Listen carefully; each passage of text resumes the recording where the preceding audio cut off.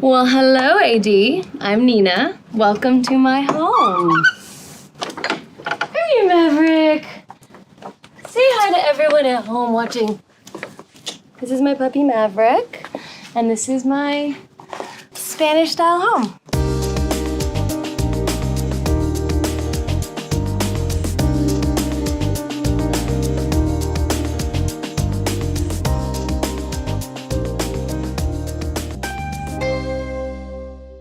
So it was really important to me because the house is from the 1920s. I wanted to pay respect to the original architecture and the Spanish-style influence. And even though we were redoing certain things, I wanted to use materials that were organic and felt like they could have belonged in the home before, while still refreshing and giving the house a facelift. So I've had this home for about 5 years, and the house used to actually be like a yellowy mustard color, which was very typical for a lot of Spanish-style homes, but I'd always wanted to paint it white, and for the first time, I found myself having no excuse. And my boyfriend and I painted the whole exterior of the house ourselves, and it took forever. Let's just say on day 1 or 2, we were really excited, and then by day 3 or 4, and then into the first month, I was like, what have I gotten myself into? But it turned out beautiful, so I'm happy I did it.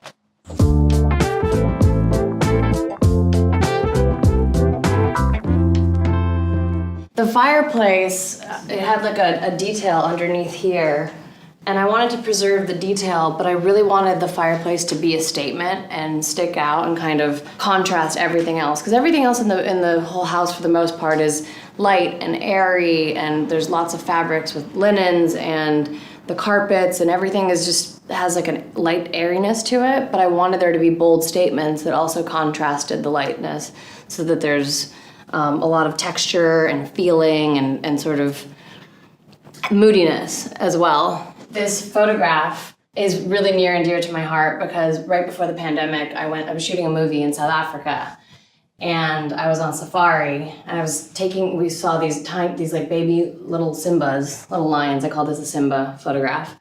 So we saw these Simbas. I was taking photos on my iPhone thinking I got the best shot ever. I thought it was so cool, and I was so happy. And then I looked over to my right, and there was a professional photographer who took the exact same photo from the same vantage point.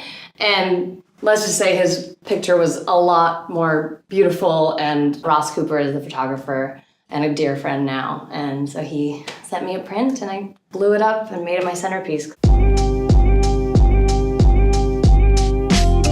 When I first bought the home, there was a wall that divided the dining room space from the kitchen, but I really, really, really wanted to have an open concept space. So last year we knocked down the wall that used to actually be right here. It was a huge wall. So we knocked it down, and I really wanted to have an island space that I could entertain at. I love having people over for dinner. I love cooking. I love sharing a glass of wine, and so I wanted to be able to cook while still participating in the conversation with my friends. I like to switch it up. My favorite thing to do is go to one of my cookbooks, close my eyes, open it, and sort of just like land on a page, and then whatever it is, I have to make it. It's more challenging that way, and it's more fun when it turns out well. When it doesn't turn out well, just Postmates or Uber Eats something. So we got these reclaimed terracotta tiles from Europe that are all unique. They're textured. Some have a lot of imperfections, which I kind of love. Like, it's been lived in, and it feels European. And I'm from Europe, so I wanted to have that I wanted to also bring in my heritage a little bit.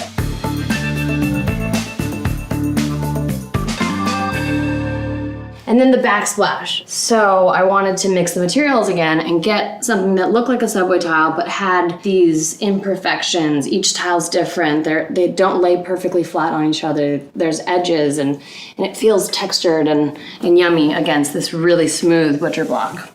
I love mixing materials. So the floors being terracotta and being reclaimed, and then having the butcher block counters on one side, and then having this slab. And I wanted to be able to have something sturdy and yet have something that is aesthetically beautiful. So we went with a dolomite. It's very textured. It's not smooth. It's not super polished. It's got a honed finish on top. So that allows for it to feel like yummy and kind of, I don't know, sometimes I like to just lay on it. It's really nice to lay on. It feels so good. And it's also kind of like cryo because it stays very cold. I went with green cabinets. I think I saw it on Instagram somewhere. There's this beautiful French kitchen in the south of France that was featured somewhere, and I just became obsessed. All the hardware from the faucet to the knobs even, which are a little bit more modern, they're unlacquered, so with time they will age and get more beautiful. Even like when we're gone, these guys will just get more and more beautiful with time. I'm gonna show you my favorite part of the kitchen. It's the tiniest little thing, but to me, it makes me really feel like an adult, like a passage of some sort. Introducing the spice rack. Yep. My mom would be proud. This stove is also really special. It's called Ilve, and it is an Italian stove that we had shipped in from Italy. They're manufactured there, and what I loved about it is that it's a new stove, it's a new construction stove, but it feels vintage. Like, it feels all the details with the brass and all the knobs. Like, it has an aesthetic look that it's an art piece in itself in the kitchen, and it adds value without distracting too much, which I love. When we knocked the wall down, there had to be some sort of a hood for the range, and I didn't want to compromise the space because the whole point was to open up the space and be able to see everyone, and a hood would have been down to about here probably. It would have come down. So we did a lot of research and we found this company called Zephyr out of Canada, and I'm Canadian, so it was important to me to support Canadian brands. And it's flush to the wall, but and it pulls up all the smells and all the fumes that come out when you're cooking, and it doesn't obscure the view, which was really important to me. I love this fridge. It was such a big, great find for me because it's very high tech. If you notice right here, there's a little button on the floor that says door open. Hold on. Here we go. So when you have all the groceries, you just, damn it. And it'll knock you out of the way. It works every other time. Boom. And then another space is the nook. I love waking up in the morning and having breakfast right here. The sunlight comes in, it's so pretty. And you just kind of lounge, whether you're reading the newspaper, which I've never done, so I shouldn't say that. But it's a great little space, and there's a lot of room. I used to have a nook here before, but it was small and a much smaller table. So when we did the renovation, I wanted to add a second bench, get more pillows, get a bigger table, and now I can sit about 10 people, whereas before it was probably about 4 or 5. So this sculptural piece is actually a plant, but it looks like a piece of art. It's called Ikebana, and one of my friends, Mila, comes in and makes them for me every now and then. They're really, really, really beautiful, and add a centerpiece to a table that speaks for itself so that you don't have to have all the clutter. It is everything you need and the only thing you need on a table, in my opinion. I opted to go for these chairs, which were actually one of my friend's chairs that I reclaimed, and I stole them from her, but I paid for them.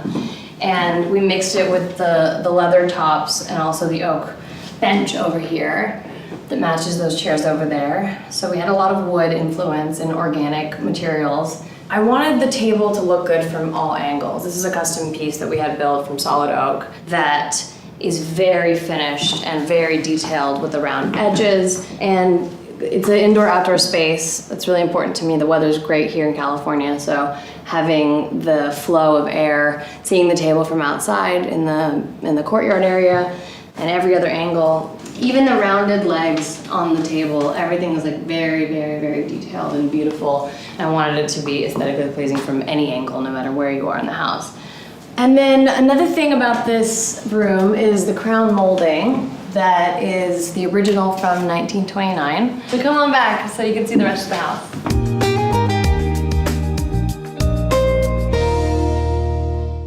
So this guest bedroom is kind of like the rest of the home. I wanted it to be inviting and feel welcoming and have someone feel like they were in their own home. So we put a lot of time and effort into getting fun pillows and having a wonderful ambiance with open windows and just kind of making it homey and fresh. As you can hear, all the floors are very creaky. It's squeaking a lot, and that's mainly because all the wood floors in the home are also original from the 1920s. And, you know, it's good for when someone tries to break in because then I can hear them and I can grab my bat. It's very helpful for that. But someday when I have kids, they're really going to hate it because, you know, they won't be able to sneak out of the house as easily as I did when I was growing up. So my room is similar to the other room. It's open, light, airy, and I wanted it to feel very inviting, very jumpable. Oh, so cozy and inviting. I have this Longhorn that I actually got on a road trip a couple years back. I fell in love with it. I saw it on the side of the road. Someone was selling it, and I got a sick deal on it. And it's been the centerpiece of my bed for a really long time. I should give it a name. It doesn't have a name. It looks like a Gerald to me. Feels like a Gerald because of the jade. It's extremely heavy. It's so heavy. So it is a bit of a flight risk to hang above your bed. I was really scared, and I had, I think, 3 or 4 guys come and build something behind the wall to make sure that it's secure enough so that while I'm sleeping it doesn't fall on my head and kill me.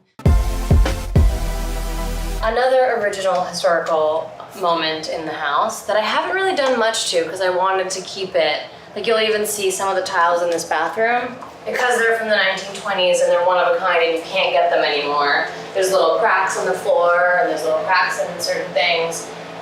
But something about it, the charm of it, I just fell in love with it. I didn't even want to redo it. Like I wanted to keep it like it is. It's really gorgeous.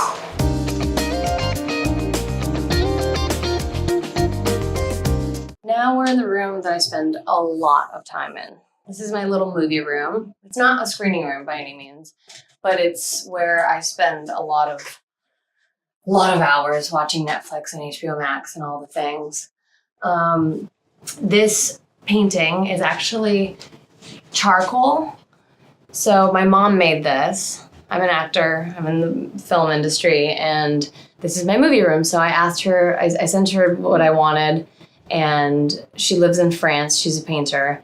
She hand made this with her fingers and charcoal, and it's a painting of a picture of an X-ray of an old film camera.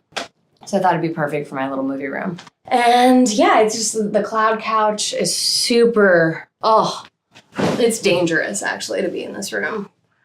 Especially during COVID. This is where I spent like a year of my life, in this room. You just sink into these cushions and feel so alive. But again, more Buddha, more candles, more plants in this room too. Crystals, of course. When you take these down, it really gets really dark and it's like a real movie room. Now, if you'll follow me outside.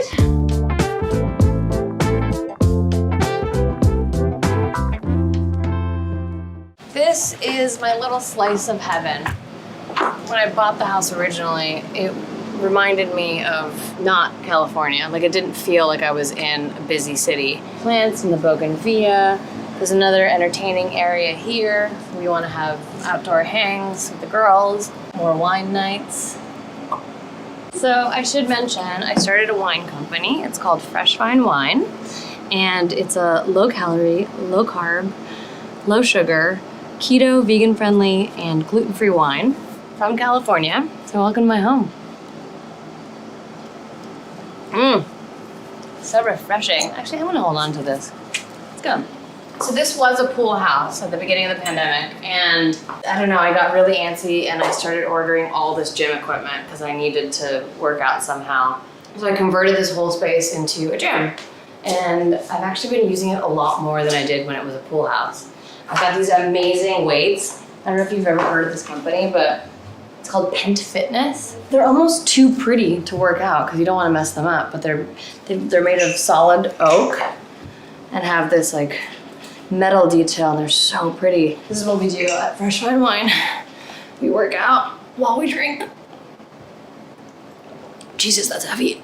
Okay, so these little details are, a few years ago, I had a Coachella-themed birthday party, and that was from the party. They gave it to me afterwards. We created these like neon signs for the artist area, and then up here, I've got the Nina Cella sign that's also hanging. So it feels like you're in a nightclub while at the gym. Not really, but sometimes when the music's blasting, it gets pretty intense. And then this big old Snag fridge. She's my favorite. We keep all the good stuff in here. But she's fun. She's a pop of color and continues that sort of retro energy and vibe in the home. Yeah.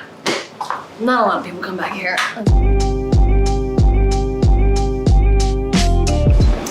And then finally, we have the pool area. It's a small, modest pool, but it does exactly what it needs to do. In the summers, I actually don't heat it on purpose because it gets so hot. I sometimes run into the sauna and then use the pool as a cryo to cool off. Occasionally we'll put the hot tub on, but honestly, it's just this like great little zen zone with the Buddha in the corner. And it feels like you're not in the city.